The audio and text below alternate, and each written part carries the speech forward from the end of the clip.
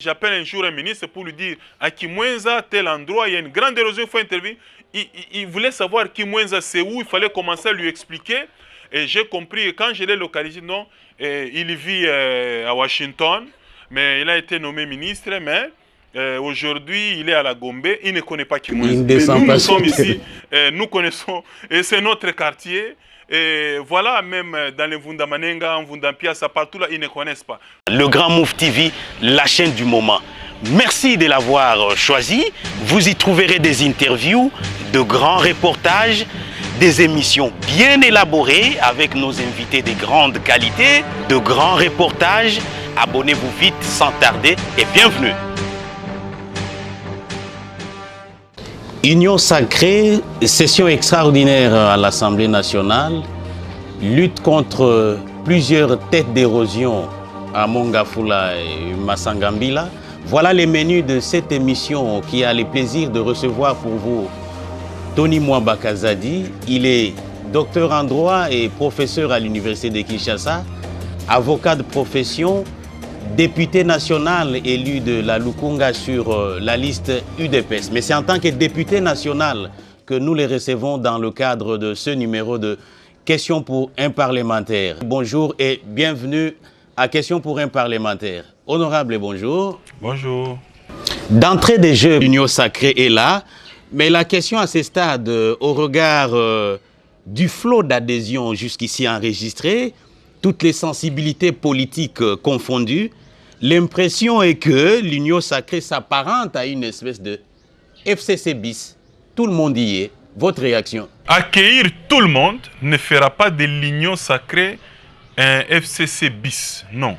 J'ai entendu certains compatriotes, surtout dans la population, fustiger le fait que même les caciques ou les kabylistes extrémistes et radicaux adhèrent à l'Union sacrée. C'est même une démarche qui apparaît suspecte. Mais moi, j'ai dit une chose. Hein. Vous savez, même aujourd'hui, dans le monde chrétien, quand un païen se convertit et il accepte de quitter l'axe du mal pour venir vers l'axe du bien, l'Église l'accueille. Je crois qu'on l'accueille. Même au ciel, c'est la fête. Donc, ne repoussez pas les nouveaux convertis. Ne fermons pas la porte à ceux qui prennent la décision d'abandonner le mal et faire désormais les biens. Donc moi je dis, ils sont les bienvenus. Mais l'Union sacrée, c'est comme aussi une équipe de football. Une équipe peut avoir 23, 22 joueurs, mais c'est 11 meilleurs d'entre eux qui sont sur le terrain. Venir à l'Union sacrée ne veut pas dire ceux-là vont continuer à gérer, et alors que parmi eux, il y a d'autres qui ont démontré de quoi ils sont capables de causer du tort et du mal, n'est-ce pas, à la nation. Ça, c'est selon l'honorable Tony Mwamba. Mais eux viennent avec leurs agendas. S'il vous plaît, oui. Là, il n'y a pas de problème. C'est comme ça que j'ai dit, on n'empêche pas aux gens de venir. Ils peuvent venir. En tout cas, ça ne m'engage que moi. Ils ne peuvent que venir. Et nous serons heureux de comprendre que voilà les gens qui ont été dans un système qui a causé du mal à notre nation. Aujourd'hui, ils viennent vers nous. Nous les accueillons. Mais c'est comme tout nouveau converti. Quand il vient à l'église, qu'est-ce qu'on fait de lui? Il s'assoit sur le banc, il doit suivre les enseignements, il doit être baptisé, il doit produire les fruits dignes de repentance. Et puis demain, on peut lui laisser aussi la chair aller prêcher sur la bonne nouvelle. C'est ça, et c'est ça la logique qui devrait être mise en œuvre pour gérer et jauger, sinon et juguler, n'est-ce pas, ces adhésions massives qui apparaissent par moments suspectes. Mais une chose pour finir. Allez-y. Moi, j'ai toujours dit, et ce que le président de la République vient de faire, l'a prouvé, je l'ai toujours dit, je l'avais dit même au cours d'une émission passée enregistrée avec vous, dans notre pays, nous n'avons que deux camps. Les camps de ceux qui aspirent au changement et les camps de ceux qui sont contre les changements. Vos histoires là de FCC, Cash, Lamouka, ce sont des logos. Alors, dans chaque camp, il y a les bons, il y a les mauvais. Dans chaque camp, Lamouka, FCC, Cash, il y a toujours ceux qui veulent le changement réellement et ceux qui sont contre le changement parce qu'ils profitent du système. Alors, dès l'instant où l'Union sacrée est créée pour trier dans tous les camps, tous les bons et les amener, Et si ce sont les mauvais aussi, mais qui veulent changer, venir dans un bon système, qu'ils viennent. Mais en ce moment-là, ils vont travailler autour d'une autre vision, autour d'une autre philosophie qui met, n'est-ce pas, en scène l'intérêt supérieur de la nation, contrairement à ce qui s'est passé jusqu'ici. Voilà. Honorable Tony Mwaba, les internautes, surtout me chargent de vous poser la question suivante. Toute cette masse d'adhésion s'est faite sur base d'un projet ou d'un programme fédérateur de toutes ces tendances parfois opposées. On adhère à quoi? Est-ce qu'il y a une vision claire? Est-ce qu'il y a un programme? Attention, vous êtes journaliste, je sais que vous avez posé la question pour les internautes.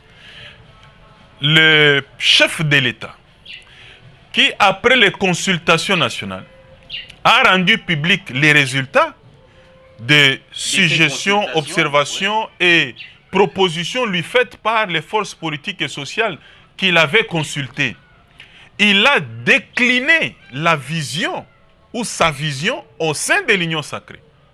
Donc, tous ces programmes, ces projets qu'il avait déclinés, toutes les valeurs autour desquelles les forces politiques devraient se réunir pour, n'est-ce pas, gouverner désormais dans cette philosophie-là, c'est ça l'Union sacrée. L'Union sacrée ne veut pas dire venez autour d'un individu de soutenir, c'est autour des valeurs, autour d'un programme, autour d'une vision. Quelle est cette vision-là? La lutte contre l'insécurité, la pauvreté, la lutte contre les inégalités, vous voyez, le chômage. Donc, tout ce que les chefs de l'État avaient décliné, je ne saurais pas ici vous les déballer point par point parce que faute de temps. Et donc, c'est tout un programme, toute une vision qui est partagée par beaucoup d'autres forces politiques qui ont accepté, n'est-ce pas, d'adhérer à cette union sacrée. Donc, si vous avez le temps, n'est-ce pas, on peut déballer point par point. En tout cas, l'essentiel, c'est ça. Sur le plan social, sur le plan économique, sur le plan sécuritaire, sur le plan diplomatique, tout a été déballé par les chefs de l'État et a sollicité l'adhésion de toutes les forces qui aspirent également au changement à pouvoir adhérer et fédérer autour de cette vision pour la bonne gouvernance dans l'intérêt supérieur de la nation. À vous entendre parler, croyez-vous qu'il sera facile de fédérer, mettre ensemble les bembistes, les kabylistes, les tshisekidistes et même les baatistes, même beaucoup d'opportunistes qui vous rejoignent dans le cadre de cette union sacrée pour la nation? Mais les faits sont en train de nous prouver que tous les leaders politiques de toutes les forces, les grandes forces politiques de notre pays ont accueilli favorablement, n'est-ce pas, cette idée de l'union sacrée, dans la mesure où l'union sacrée n'est pas un parti politique, n'est pas un regroupement politique. L'union sacrée n'a pas demandé à chacun d'abandonner son parti et adhérer dans un autre. L'union sacrée, comme je l'ai dit, c'est la déclinaison d'un certain nombre de valeurs, d'un programme qui fait unanimité autour de la classe politique, et c'est ce qui a permis à ce que toutes les forces politiques et sociales ont adhéré facilement parce qu'ils partagent cette même vision, ils partagent ces mêmes valeurs, ils partagent ces mêmes préoccupations. Voilà, en réalité, l'union sacrée, c'est le point d'intersection de toutes les forces politiques. C'est ce qu'il y a de commun entre toutes les forces politiques et sociales dans notre pays. On a pris tout ce qui nous divise, on a mis à l'écart, on a pris tout ce qui peut nous réunir, on a mis sur la table, et c'est ce qui attire tout le monde parce que tout le monde se retrouve dans cette vision-là, dans ces valeurs-là. Aujourd'hui, c'est comme ça, moi, je fustige ceux qui ne veulent pas que les autres viennent. Donc, au contraire, nous devrions plutôt regretter, ou sinon, si pas dénoncer, mais quand même condamner tous ceux qui ne viennent pas dans l'union sacrée, parce que l'union sacrée, c'est un certain nombre de valeurs. Mais celui qui ne vient pas adhérer à ces valeurs-là, alors il est anti-changement, il est contre les changements, c'est un anti-valeur, normalement, et ça aurait été la logique. Vous voyez, en tout cas du raisonnement. À ce stade, il y a déjà une structure mise en place une espèce de code de bonne conduite qui devrait encadrer les comportements des sociétaires de l'Union sacrée venant de tous bords. Non, le siège de la matière de l'Union sacrée, c'est le discours du chef de l'État. 6 minutes du 23 octobre, et celui que le chef de l'État a présenté après les consultations nationales. La sommation de ces deux discours nous donne le contenu de sa vision, et c'est autour de cela que tout le monde se réunit. C'est autour de cela comme un noyau autour duquel tournent tous les électrons. C'est ça l'union sacrée. Et c'est ça qui nous met en commun. Et c'est ça notre code de bonne conduite. On est en commun, donc, mais chacun avec sa mentalité. Ces valeurs doivent guider la gouvernance post-FCC cash. Donc, celui qui n'est pas inscrit dans cette vision-là, qui ne met pas l'intérêt supérieur de la nation devant, il n'est pas de l'union sacrée. Ça, ce ne sont pas les valeurs qui sont partagées par l'union sacrée. Je crois qu'il devrait être mis à l'écart. Comme les FCC, l'Union sacrée a des valeurs, le FCC fédérait aussi plusieurs portes, plusieurs forces politiques. J'aimerais savoir quelles sont les erreurs principales que l'Union sacrée pour la nation devrait éviter et qui ont peut-être conduit à l'implosion du FCC. Non, je ne saurais pas faire une étude comparative entre l'Union sacrée et le FCC fondamentalement. Mais formellement, il faut tout simplement trouver la différence dans la philosophie de gouvernance. Dans l'Union sacrée, le chef de l'État l'a dit, c'est d'abord le peuple d'abord, l'intérêt supérieur de la nation avant les intérêts partisans, les positionnements politiques, et ainsi de suite. Donc, dans l'union sacrée, il y a une autre conception et une autre manière de gouverner désormais qui est différente de celle qui s'est passée il y a 2 ans. Qu'est-ce que nous avons vécu pendant 2 ans? C'est-à-dire que vous êtes dans un partenariat, dans un mariage où vous avez d'une part un chef de l'État animé de bonne volonté, qui veut que les choses avancent, qui veut que les choses aillent de l'avant, mais d'autre part, vous avez un partenaire qui fait semblant de l'accompagner, mais qui lui met des pots de bananes sur son chemin, des crocs en jambes, et l'empêche et bloque tous les systèmes pour qu'il échoue. Et c'est ça, je ne sais pas si dans notre pays, la plus grande activité qui puisse exister, c'est la politique.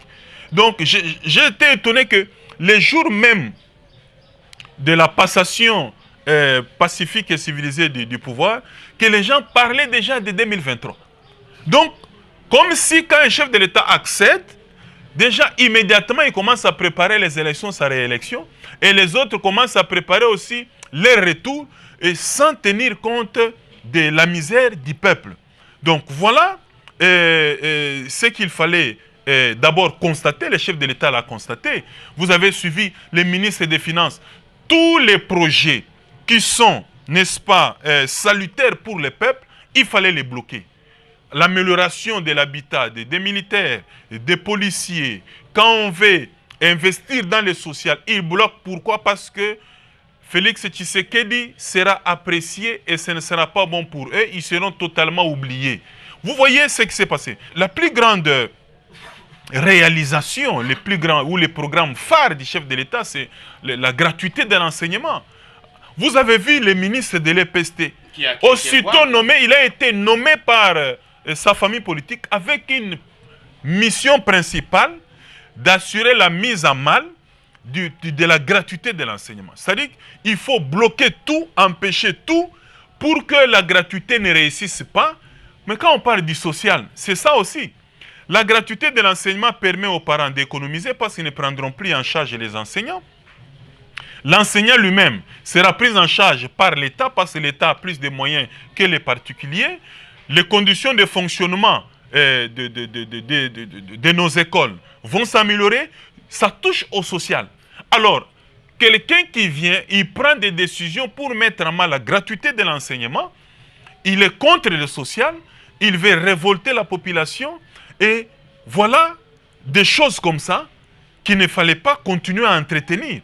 Vous savez qu'il j'étais le premier à dénoncer tous les faits et gestes dans le secteur de l'EPST parce que ça mettait en mal. L'objectif, c'était de bloquer la gratuité de l'enseignement. Je crois qu'après l'Union sacrée, le gouvernement qui viendra, il faudrait que tous ceux qui ont contribué ou qui font tout pour l'échec de la gratuité, en tout cas, c'est le moment de partir. C'est le moment de partir et trouver les bonnes personnes qui peuvent accompagner la vision des chefs de l'État dans ce secteur-là et les réaliser. Dernière question avant de passer à la deuxième thématique de notre émission. Honorable Tony Mwaba, qu'est-ce que les kabylistes du FCC peuvent faire de mieux dans le cadre de l'Union sacrée pour la nation? C'est qu'ils n'ont pas pu pendant 18 ans. Ça, c'est encore une question des internautes. Quelqu'un d'autre, je crois, Kisangani, lorsque j'ai dit que je vous recevrai, me demande de vous poser la question, est-ce que les diables d'hier peuvent devenir des anges aujourd'hui dans le cadre de l'Union sacrée pour la nation? À vous la parole. En politique, et puis particulièrement chez nous, je crois même partout ailleurs, on n'a pas besoin des anges et des diables. On n'a pas besoin que les diables deviennent un ange pour gouverner. Tout est problème de système. Un système, c'est quoi? C'est d'abord la conception de la politique et la manière de faire la politique. Si la politique a été conçue pour certains comme un moyen de s'enrichir vite au détriment des autres, pour certains, malheureusement, la politique, c'est une carrière. Pour certains, la politique, c'est s'enrichir et patrimonialiser l'État et son économie. Et c'est tout un système qui nous a gouvernés pendant 18 ans. Et ça ne peut pas marcher. Et la manière de faire la politique, la mauvaise gouvernance. Parce que vous savez, il y a une logique. Celui qui gère doit le faire bien. Et il doit être aussi contrôlé. Et à la suite du contrôle, si le contrôle a été positif, il a été sanctionné positivement. Si le contrôle donne les résultats négatifs, il doit être aussi sanctionné négativement. C'est ça la logique. Et dans la manière de faire, dans les pratiques politiques aussi, les choses doivent changer. Alors, le mal chez nous ici, c'est le système. Quand vous êtes assis là, on n'a pas écrit sur votre front que vous êtes honnête, quels que soient les diplômes que vous pouvez avoir. Qu'est-ce qui prouve demain que si on vous confie un poste ministériel, vous ferez mieux que les autres? Rien. Alors, chez nous, c'est un problème de système, de l'environnement politique dans lequel vous évoluez. Et même social. Vous avez déjà vu, même dans le domaine du sport, vous avez des athlètes, des sportifs qui émergent, qui impressionnent ailleurs. Mais ici, chez nous, ils font piètre figure, ils déçoivent. Donc, ailleurs, c'est un autre système, c'est un autre environnement où les gens s'épanouissent, les gens vont de l'avant, mais quand ils viennent chez nous, il n'y a pas moyen d'aller de l'avant. C'est un problème d'environnement, c'est un problème de système politique. Alors, si les anciens sociétaires du FCC adhèrent à l'Union sacrée, c'est-à-dire ils quittent un système politique qui est essoufflé, en tout cas, qui a une mauvaise conception de la politique et des mauvaises pratiques de la politique, et adhère dans un autre environnement politique qui a une autre conception de la politique, où la politique, c'est une charge, c'est un service, où la politique, lorsqu'on accepte de venir servir, c'est par passion. Il faut gouverner, n'est-ce pas, à la destinée des peuples, de tout un peuple qui est en plein désarroi aujourd'hui, avec les bonnes pratiques politiques, c'est un autre environnement politique. Ne soyez pas étonnés que quelqu'un qui était mauvais devienne bon parce que c'est l'environnement qu'il a ainsi modélé. Un philosophe a dit, j'aime pas trop citer des philosophes étrangers parce qu'on en a aussi chez nous, hein. Mais au moins là, il a dit, l'homme est né bon, mais c'est la société qui les rend mauvais. Donc c'est un problème d'environnement, c'est un problème de système. Donc on peut quitter un mauvais système ou un mauvais environnement politique pour un autre, et ne soyez pas étonnés que celui qui a été mauvais hier impressionne et devienne bon aujourd'hui. Voilà, mais n'oubliez pas aussi qu'il y a des gens qui sont aussi foncièrement mauvais. Donc, comme on dit, quel que soit le temps qu'un tronc d'arbre prend dans l'eau, il ne deviendra jamais crocodile. Et ces gens-là, comme on dit, des criminels nés, ils ne changeront jamais. Donc des gens sans foi ni loi, sans remords ni scrupules, dont leur place c'est la prison.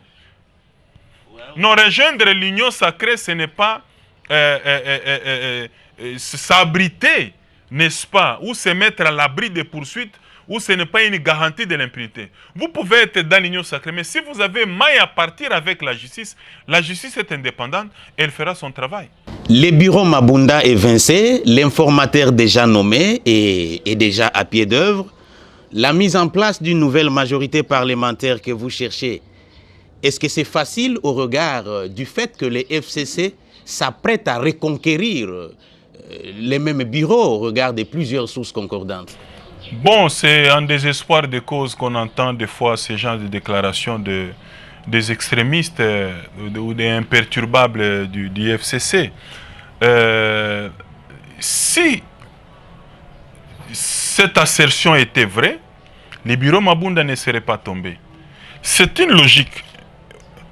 Vous avez un bureau qui est mis en place par une majorité parlementaire. Dès l'instant où ce bureau-là tombe, à la suite d'une autre dynamique parlementaire qui fait naître une nouvelle majorité, c'est que là, il y a un problème. C'est-à-dire que la majorité a basculé dans un camp. Et c'est ça qui s'est réalisé à l'Assemblée nationale avec les pétitionnaires qui sont allés au-delà de la majorité parlementaire.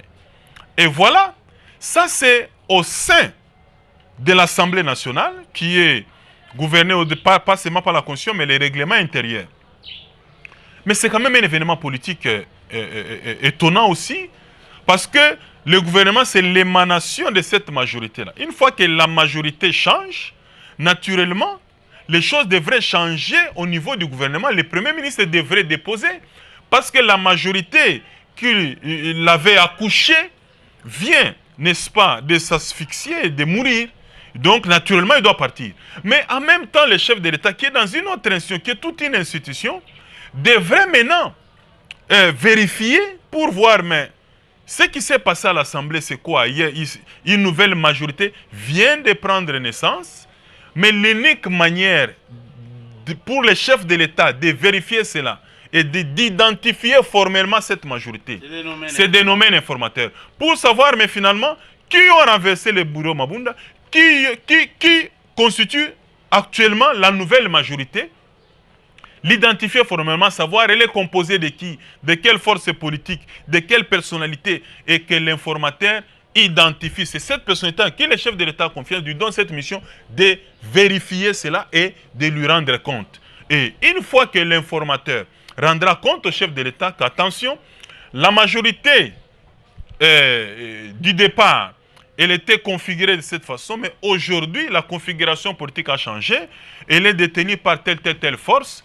Le chef de l'État prendra ses responsabilités et pour le départ du Premier ministre et un autre Premier ministre qui formera un gouvernement issu de la nouvelle majorité sera mis en place. Assez rapidement, une question de quelqu'un encore. Étant minoritaire à l'hémicycle, comment avez-vous réussi à déboulonner les tout-puissants FCC? Qu'est-ce qui s'est passé, honorable? Non, mais n'oubliez pas qu'il y a une succession d'événements. Le chef de l'État qui a constaté qu'il ne sait pas aller de l'avant, parce que un auteur a dit mieux vaut être seul que mal accompagné.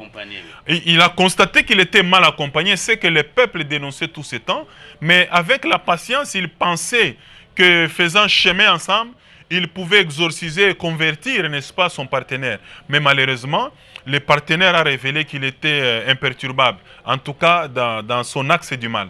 Mais maintenant, les choses ont fait que le chef de l'État a pris conscience, il a pris ses responsabilités parce qu'il est garant du bon fonctionnement des institutions et il a déclaré mettre fin à cette coalition FCC-CACH et de fédérer les forces politiques autour d'une autre vision au sein de l'Union sacrée. Alors, certains sociétaires du FCC, individuellement ou collectivement dans le cadre des partis ou des regroupements, ont mordu à l'hameçon parce qu'ils aspiraient au changement et même à la liberté. Cette logique-là d'autorité morale vraiment les carcans dans lesquels ils étaient enfermés depuis tout ce temps ici.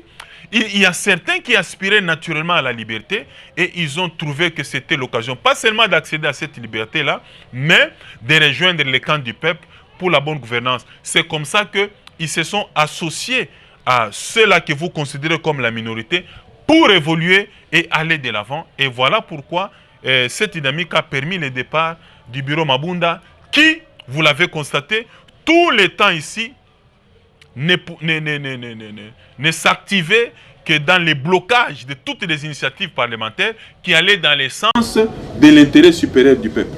Oui. Que ce soit au niveau du contrôle, mais même au niveau, n'est-ce pas, de législatif. Honorable Tony Mwamba, selon une certaine opinion, ce n'est pas seulement par conscience patriotique, cette mutation de la majorité parlementaire s'est réalisée à coup de billets verts. Comment répondez-vous à ça? La réponse est simple, et je suis sérieux là-dessus. N'eût été que pour les billets des banques, les bureaux Mabunda ne seraient pas tombés. Parce que même à la veille de l'examen des pétitions, il y a eu des réunions dans les camps du FCC. Nous avons des informations que les billets verts ont circulé, mais ces billets verts n'ont pas convaincu les élus du peuple pour faire tomber les bureaux Mabunda.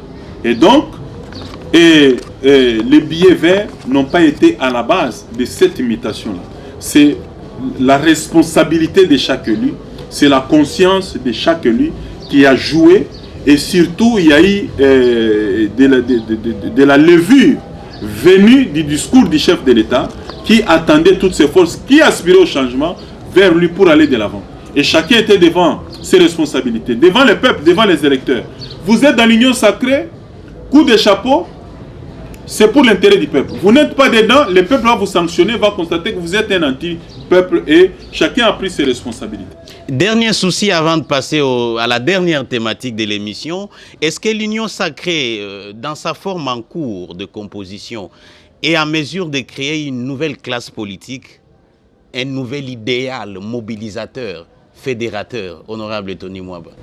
Voilà, il y a d'une part la vision, d'autre part ceux qui mettront en œuvre, ceux qui vont animer cette vision-là. Donc c'est le premier pas qui compte. Là, je crois que c'est la responsabilité du chef de l'État de trouver les meilleurs d'entre nous dans l'union sacrée, quels que soient les bords, union sacrée, nos FCC, union sacrée ou ensemble, AFDC, a un consort, prendre les meilleurs, les aligner pour piloter, en tout cas cet aéronef de l'union sacrée, de manière à ce que l'on atterrisse bien, en sécurité et en douceur. Et nous serons capables de créer une nouvelle classe politique. Et c'est possible. Je disais à l'introduction que l'honorable Tony Mwamba est élu de la Lukunga, passé par beaucoup de têtes d'érosion. Plusieurs solutions, je crois, sont en vue. Mais je vous prie d'abord de suivre cet élément où ce député national, par souci patriotique, souci de ses électeurs, est en train de mobiliser les chefs des quartiers, les chefs des rues, pour solutionner justement ces problèmes liés à plusieurs têtes d'érosion. Suivez.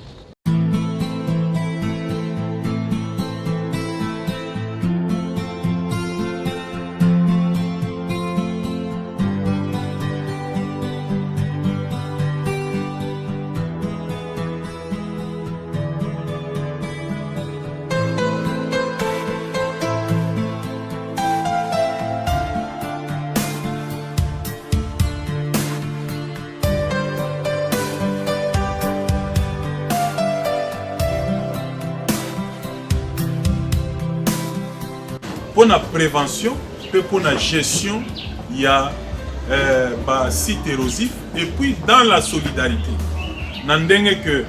On a invité des notables, des chefs de rue, des chefs coutumiers, des chefs de localité. Je vais parler chefs de quartier, chefs de rue. Il y a 28 quartiers à Mongafula.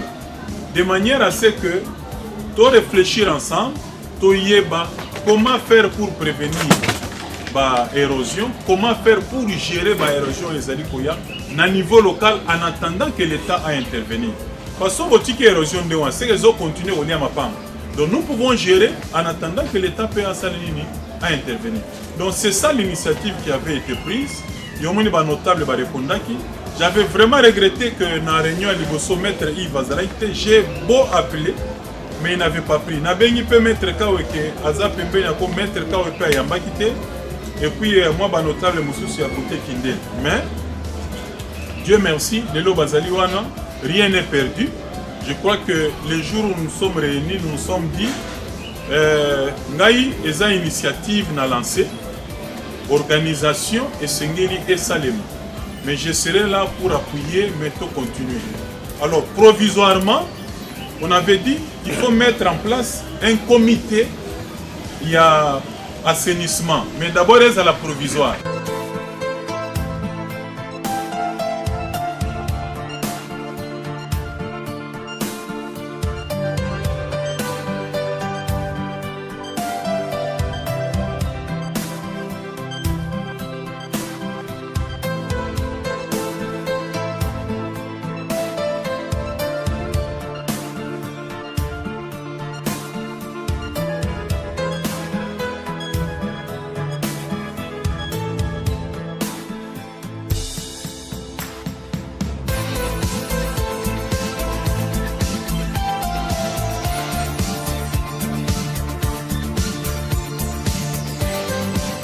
Merci na honorable na oyo sali pona biso bana ya commune ya Mongafula. Biso pe to promettre yo bon usage ya biloko oyo et peut te recevoir yote. Toza capable ya kokunda mabulu nyonso te mais to kosala oyo kozala na makasi na biso. Ngai na vandi awa na bandeko nyonso tozali awa to sengi yo une fois encore merci que Dieu vous bénisse.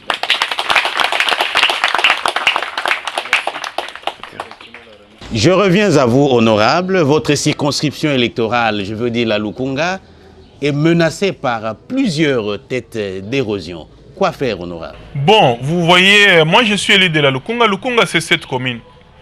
Ngaliema, Mongafula, Gombe, Kitambo, Kinshasa, Barumbu. Alors, parmi les 7 communes, il y en a 2 qui font face à un problème sérieux. Lesquels? C'est les érosions. Parce que vous allez remarquer, Ngaliema, Mongafula, il n'y a pas de caniveaux pour conduire les eaux ou canaliser les eaux. Ça pose énormément de problèmes. Vous avez aussi un grand problème de construction anarchique. Là, je crois que c'est partout. Mais il y en a surtout, les constructions anarchiques. Vous trouvez les responsables des bureaux de cadastre, les affaires foncières, ils vont morceler et lotir, même dans des coins marécageux où on ne peut pas construire. Ils le font avec l'aide des autorités politiques, militaires et policières. Ils construisent et ça crée aussi des érosions. À l'indifférence totale des autorités politiques qui sont appelées à sanctionner ce genre de dérapage, malheureusement. Alors, Mongafula Ngaliema, j'ai dénombré dans les 2 communes, en tout cas c'est les plus grandes communes de la Lukunga, 33 sites érosifs. 33 sites érosifs. Et vous avez par exemple l'érosion de la Lou à Mongafula. Vous avez aussi à 7 km, à Kimwenza, vous avez cette grande érosion qui a ravagé les boutiques, les maisons, la route, qui menace la plus grande bibliothèque centrale dans l'indifférence totale, n'est-ce pas, des autorités. Alors, sur le plan politique, j'ai fait ce que je pouvais. J'ai bousculé au niveau de l'OVD, on a évolué. Au niveau du VPM des ITPR, on a évolué, mais les dossiers se trouvent au niveau du ministère des Finances. Parce que les travaux avaient commencé, mais ils ont été suspendus. Mais maintenant, là, pour la reprise des travaux, les ministres ne veulent plus financer. C'est ce que j'ai parlé des blocages ici. Quand on parle des urgences, lui voit les urgences et payer des choses qui n'ont rien à voir avec l'intérêt du peuple. Alors, nous avions d'ailleurs prévu un sit-in là-dessus, mais la deuxième vague de Covid a fait que le gouvernement a pris certaines mesures qui ne nous permettent pas de le faire. Donc les dossiers se trouvent au niveau du ministère des Finances. Je suis en train de bousculer pour que les ministres des Finances reviennent avec les financements pour que la compagnie qui travaillait sur la route et notamment contre cette érosion reprenne. Mais en attendant, que le gouvernement finance, il fallait prendre une initiative au niveau local. J'ai réuni les chefs de quartier, les notables que vous voyez là, et pour réfléchir sur certaines mesures urgentes de prévention et de gestion, n'est-ce pas, des sites érosifs, notamment la sensibilisation de la population à pouvoir creuser dans chaque passé les puits de rétention d'eau pour éviter des érosions sur la route. Et aussi, à chaque fois qu'il y a des pluies, nous avons acheté de l'eau de sac pour assister les notables à donner, à mobiliser la jeunesse aussi pour, n'est-ce pas, à chaque fois qu'il y a une telle d'érosion, en début, l'attaquer avant que la situation ne s'aggrave. Donc voilà, ce sont des mesures urgentes que nous avons prises au niveau local en attendant que l'État intervienne. Nous ne remplaçons pas l'État. Les députés, ce n'est pas ça son travail. Le travail d'un député est connu. Article 100 de la Constitution, c'est contrôler le gouvernement, les entreprises publiques, les services publics et aussi jouer sur l'aspect législatif, voter les lois essentielles pour améliorer le quotidien des Congolais. Mais ce que nous faisons là, en tant que leader d'opinion, en tant que notable aussi, dans la commune, dans ma circonscription, j'initie également ce genre de démarches pour permettre à ce que nous puissions prendre des mesures urgentes en attendant que l'État intervienne. Parce que même dans les domaines des assurances, vous ne pouvez pas, même si vous avez une assurance incendie, l'incendie se déclare, vous attendez que l'assureur intervienne vite. Non, commencez par intervenir pour, n'est-ce pas, bloquer le développement des dégâts en attendant que l'assureur vienne. Donc c'est ce qui se passe avec nous à ce stade ici. Nous prenons d'abord ces mesures-là, nous travaillons à notre niveau, mais entre-temps, je continue à bousculer au niveau des gouvernants pour qu'ils interviennent avec des gros moyens. Avant qu'on ne se sépare, un mot à tous les responsables politiques qui peuvent trouver la solution à votre problème, mais surtout à vos électeurs qui vous suivent. Aux électeurs, comme je viens de le dire, surtout ceux qui souffrent aux alentours des érosions qui se sont déclarées, que ce soit en Ngaliema ou à Mongafula, toutes les victimes qui ont perdu leur commerce, qui ont perdu des écoles, qui ont perdu des maisons. Vraiment, je suis de cœur avec eux. Nous avons dit que nous puissions d'abord réhabiliter la route, lutter contre ces érosions, et puis le moment venu, nous allons voir comment plaider auprès des décideurs pour indemniser un peu les victimes. Ça, c'est une chose. D'autre part, je m'adresse, ça c'est vraiment le ministre des Finances. Une fois, je ne vais pas parler de ce ministre, j'appelle un jour un ministre pour lui dire à Kimwenza, tel endroit, il y a une grande érosion, il faut intervenir. Il voulait savoir Kimwenza, c'est où, il fallait commencer à lui expliquer. Et j'ai compris, quand je l'ai localisé, non, il vit à Washington, mais il a été nommé ministre, mais aujourd'hui, il est à la Gombe, il ne connaît pas Kimwenza. Mais nous sommes ici, nous connaissons, et c'est notre quartier. Et voilà, même dans les Vundamanenga, en Vundampiasa, partout là, ils ne connaissent pas. Nous sommes les habitants du terroir, nous connaissons ces coins et recoins, et nous voyons comment la population souffre. Que le ministre des Finances, s'il y a une urgence des urgences, c'est l'érosion qui s'est déclarée à Kimwenza, à 7 km. C'est au niveau de la Lou à Ngaliema. Il faut une intervention plus qu'urgente. Et si ce ministre des Finances continue à s'entêter parce qu'apparemment il est sourd aux critiques, insensible à toute pression, je crois que les prochains ministres des Finances, nous ne les laisserons pas dormir, même pas une minute, avant que la solution ne soit trouvée. Honorable, merci beaucoup d'avoir répondu positivement à notre invitation dans le cadre de questions pour un parlementaire. Merci beaucoup. Mesdames et messieurs, ce numéro s'arrête par ici. Je dois vous rappeler que nous avons reçu pour vous l'honorable Tony Mwaba. Il est professeur d'université à l'université de Kinshasa, avocat et aussi député national. C'est en tant que tel qu'il a répondu à toutes nos questions. Merci beaucoup, au revoir et à la prochaine. Le Grand Move TV, la chaîne du moment. Merci de l'avoir choisi. Vous y trouverez des interviews, de grands reportages, des émissions bien élaborées avec nos invités de grande qualité, de grands reportages. Abonnez-vous vite sans tarder et bienvenue.